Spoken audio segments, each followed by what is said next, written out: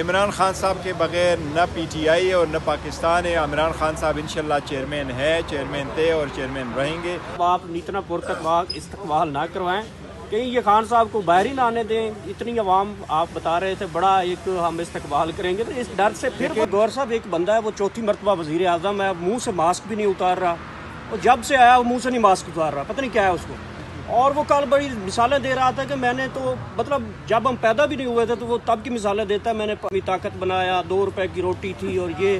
اب وہ چوتھی مرتبہ وزیر اعظم خود کو سمجھنا شروع ہو گیا کہ شاید خاقان عباسی اور مفتیٰ اسماعیل جو ہے وہ نون لیگ کے حوالے سے جو ہے میرے خیال میں جگہ مل رہی. کیا ہو سکتا ہے کہ شاید خاقان عباسی اور مفتیٰ اسماعیل جو ہیں وہ پاکستان تحریک انصاف میں شمولیت کریں؟ واللہ پی ٹی آئی کا یہ واللہ پی ٹی آئی کا واللہ ہے اور تا انشاءاللہ. ٹیکنیکلی بتائیے گا فیصلہ موجود ہے اس کے دوران کیا خان صاحب انٹر پارٹی دیکھیں لیگلی میں آپ کو بتاتا ہوں. ٹیکنیکلی یہ ہے کہ کسی کی کوالیفیکیشن اور ڈسکوالیفیکیشن کے جو پروویژن ہے وہ آئین کے مطابق ہے، اور آئین کے آرٹیکل 62 اور 63 میں ہے.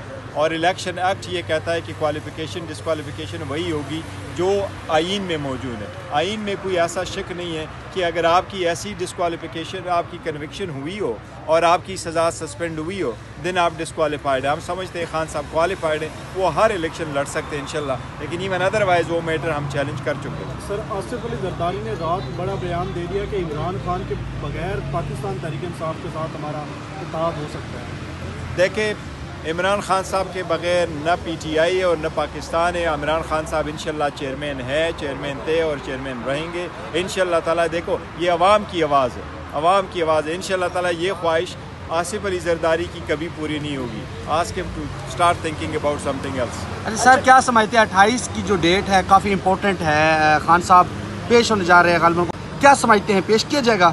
دیکھیں یہ تو عدالت کی ثوابدید ہے. عدالتوں کے آرڈر پہ تو ابھی تک یہ تو ٹرائل کورٹ کا آرڈر ہے، سپریم کورٹ میں کے آرڈر پہ بھی عمل درآمد نہیں ہوا، تو دیکھتے ہیں کہ 28 کو کیا ہوگا. 28 استقبال متوقع ہے. 28 کے حوالے سے آپ نے